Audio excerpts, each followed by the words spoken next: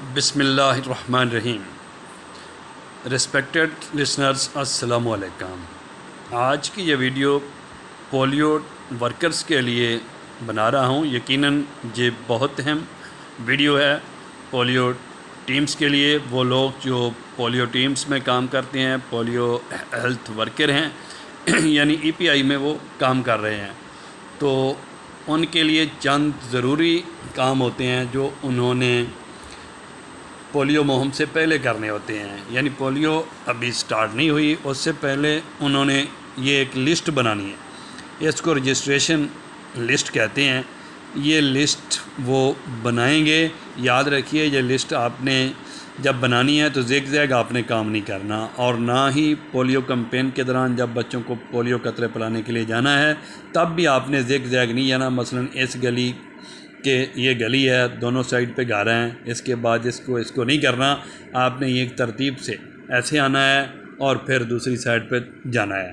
तो इसमें आपने सरबरा का नाम और बच्चों की तादाद लिखनी है, और साथ इलाका मेंशन करना है कि कौन सी गली है। जैसे ये लिखा हुआ नवाज़ वाली गली या रफ़ीक दुकानदार वाली गली मेंशन करना है, ताकि कल एरिया इंचार्ज को, यूसीएमओ को या कोई दीगर विजिटर आता है तो उसको जाना भी आसान हो और आप भी आसानी से अपने इलाका में काम कर सकें।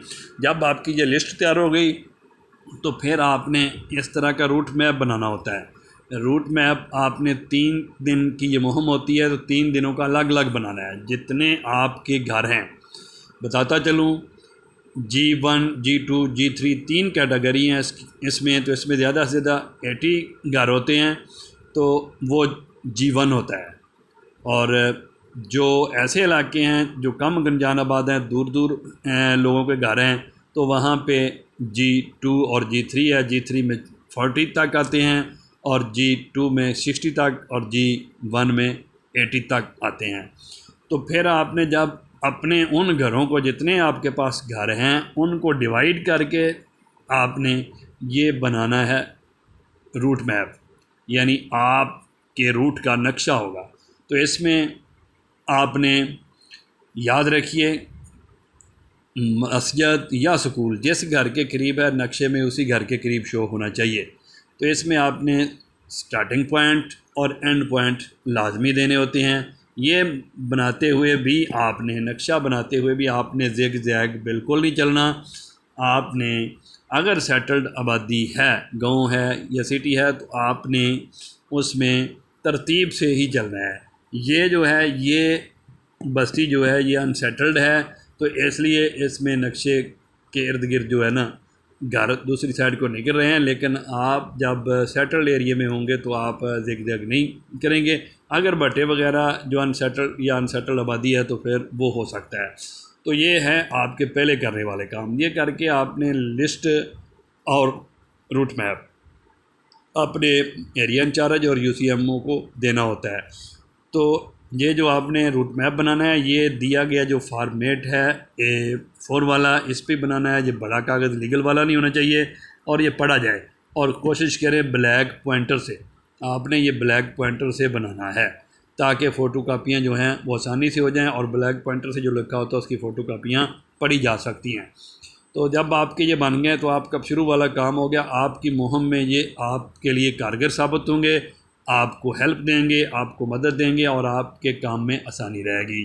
तो अब जब मुहिम की बारी आनी है, तो मुहिम स्टार्ट होने से पहले आपने अपने यूसीएम और एरिया इंचार्ज से एक ट्रेनिंग लेनी है, छोटी सी। वो ट्रेनिंग कंडक्ट करेंगे, आपको बुलाएंगे और आपने वहाँ जाके ट्रेनिंग लेनी है, जैसे कि हो रही हैं। तो देन जब पोलियो मुहिम का आगाज़ होगा, तो पोलियो मुहिम वाले दिन आपने अर्ली मॉर्निंग अपने यूसीएमओ और एरिया इंचार्ज से जाके वैक्सीन लेनी है, वैक्सीन वायलें लेनी है। वैक्सीन वायल से पहले आपके पास वैक्सीन कैरियर और कूल पैक होने लाजमी हैं। तो वैक्सीन वायल लेते हुए आपने देखना है, वीवीएम होता है उस पर, वैक्सीन वायल मॉनिटर जिसको कहते हैं, उसको गौर से देखना है। जैसा कि ये है, दरमियान में ये वायल के ऊपर ये एक डब्बा सा बना है, उसमें फिर एक दायरा है, और दायरे के अंदर एक चकोर कलर, जैसा चकोर साइज़ का है, यानी मुरब्बा शक्ल का, और उसमें वाइट कलर नज़र आ रहा है। उसमें आपने देखना उसका रंग वाइट ही होना चाहिए। अगर गहरा है थोड़ा गहरा है, बहुत गहरा है तो वो आपने नहीं लेना, बहुत गहरा है तो वो तो ख़राब हो गई, इस्तेमाल के काबिल नहीं है। तो आपने देखना है ये वाइट ही होना चाहिए, तब आपने वसूल करनी है। जब आपने वसूल कर ली और फिर आपने जब घरों में जाना है तो चंद एक सवाल हैं जो आपने ज़रूर पूछने हैं। कि आप घर के दरवाज़े पे जाते हैं, अपना तारुफ़ करवाना है, सलाम दुआ करने के बाद उनसे ये पूछना है कि आपके घर में 5 साल से कम उम्र कितने बच्चे हैं, क्या आपके घर में 1 साल से कम उम्र कोई बच्चा मौजूद है, क्या आपके घर में 40 दिन से कम उम्र का कोई बच्चा है, क्या आपके घर में 5 साल से कम उम्र कोई बच्चा है, क्या आपके घर में इस वक्त कोई ऐसे मेहमान मौजूद हैं जिनके बच्चों की उम्र 5 साल से कम है। अगर कुछ बच्चे घर पर नहीं तो कहाँ गए हुए हैं और वो कब वापस आएंगे। मतलब ये है कि घर में अगर मेहमान भी आए हैं तो उनके बच्चों को भी पोलियो वैक्सीन देनी है, और जो 5 साल तक की उम्र के जितने बच्चे हैं उन सब को वैक्सीन पिलानी है। तो वैक्सीन पिलाते वक्त आपने ये ख्याल रखना है कि ड्रॉपर जो है वो बिल्कुल 90 डिग्री पे नहीं होना चाहिए, 45 डिग्री पे जो है ना आपने बच्चे को वैक्सीन पिलानी है, 45 डिग्री पे आपका ड्रॉपर होना चाहिए। और ज़बान पे जो है ना उसके कतरे आपने 2 कतरे ज़बान पे गिराने हैं, उसके हलक में नहीं गिराने। याद रखिए अगर बच्चा उल्टी कर देता है तो उसको फिर से आपने 2 कतरे वैक्सीन के दे देने हैं। इसके साथ साथ आपने विटामिन ए भी देना होता है। और वैक्सीन जिस बच्चे को आपने दे देनी है उसकी बाएं हाथ की छोटी उंगली पे आपने मार्कर से, बड़े मार्कर से ब्लैक निशान लगा देना होता है, ठीक है। देन आपने जब देना है विटामिन ए, तो विटामिन ए देते वक्त ख्याल रखना है कि 6 माह से कम उम्र के बच्चे को विटामिन नहीं देना, 6 माह से जो बड़े हैं उनको आपने विटामिन देना है। तो ये है आपका पोलियो मुहिम के दौरान वैक्सीन पिलाने तक का अमल। नेक्स्ट वीडियो में इंशाल्लाह आपको डोर मार्किंग का तरीका जो है वो भी बताऊंगा, और इसके अलावा जो फॉर्मेट आपने फ़िल करने होते हैं उनके बारे में बात करेंगी। इंशाल्लाह ज़रूर बात करेंगे।